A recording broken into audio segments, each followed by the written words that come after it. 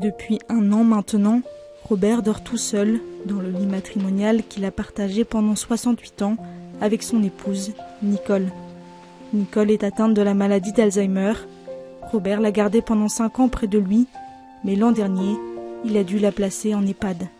Maintenant, ça fait 1 an et une vingtaine de jours que je dors et qu'elle dort toute seule, séparée l'un de l'autre.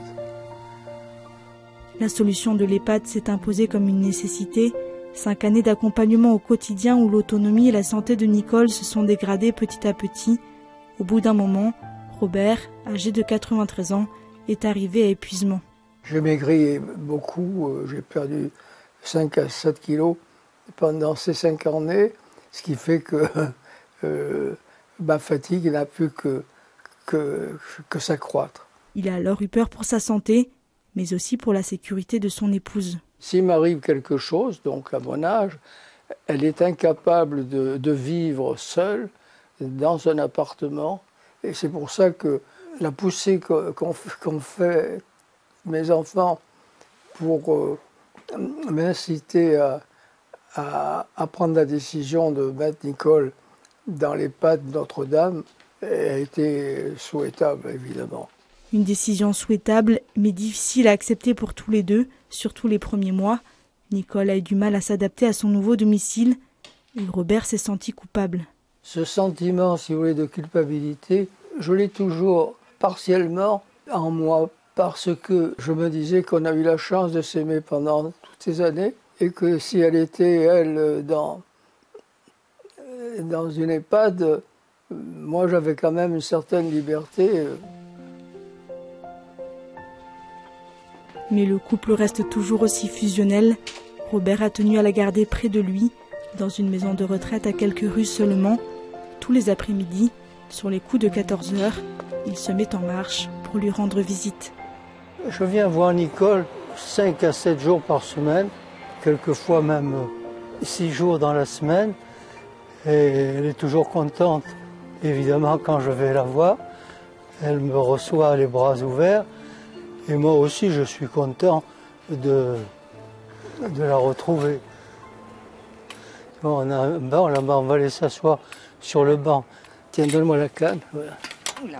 Voilà, très bien. Donne-moi la main. Je suis content de la voir parce qu'on s'est tellement aimé pendant 68 ans qu'on peut avoir des regrets quand on ne se retrouve pas, c'est tout. Ah, les cloches. Et les 3 heures. Prenez 3 coups. Robert et Nicole le savent bien, la maison de retraite était l'unique alternative pour tous les deux, mais la séparation n'en reste pas moins douloureuse. C'est dur de savoir que jusqu'à la fin de nos jours, de l'un ou de l'autre, eh bien, on ne sera pas réunis en permanence. Sauf au ciel, probablement. J'espère. Voilà. Allonge tes pas, soulève tes pieds, regarde. Soulève tes pieds. Soulève tes pieds pour marcher.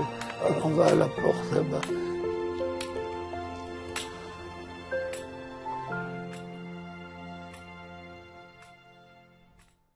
L'entrée en maison de retraite se passera mieux si elle a été anticipée, si on a été visiter 1 ou 2 maisons à l'avance et où la personne a dit si vraiment on n'a pas d'autre solution, je préfère être là que là. Voilà.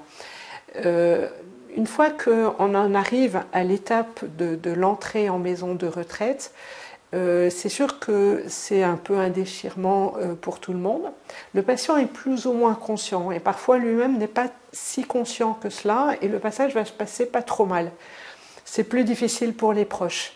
Il peut y avoir un sentiment de culpabilité, l'impression d'abandonner celui qu'on aime, l'impression enfin, il y a une espèce de déchirement intérieur qui peut être vécu.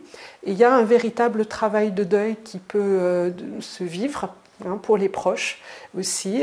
Voilà, la vie, comment dire, il y a un certain renoncement à une vie qu'on a eue avant, mais ça ne veut pas dire qu'on va délaisser notre proche.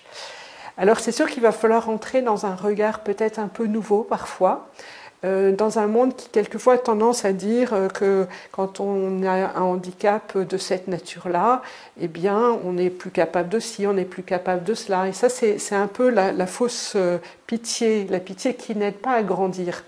Par contre, ce qui va aider, c'est de grandir dans une vraie compassion. Et cette vraie compassion, elle se joue dans le regard sur la personne. Je sais reconnaître en elle ce qui fait toujours d'elle une personne humaine à part entière. Et c'est là qu'il y a un chemin de vie et d'espérance qui va se nourrir, comme on le voit très bien dans ce reportage, où le couple est heureux de se retrouver, il se vit des moments de qualité, où l'affection peut se dire, et où finalement on voit les sourires sur les lèvres.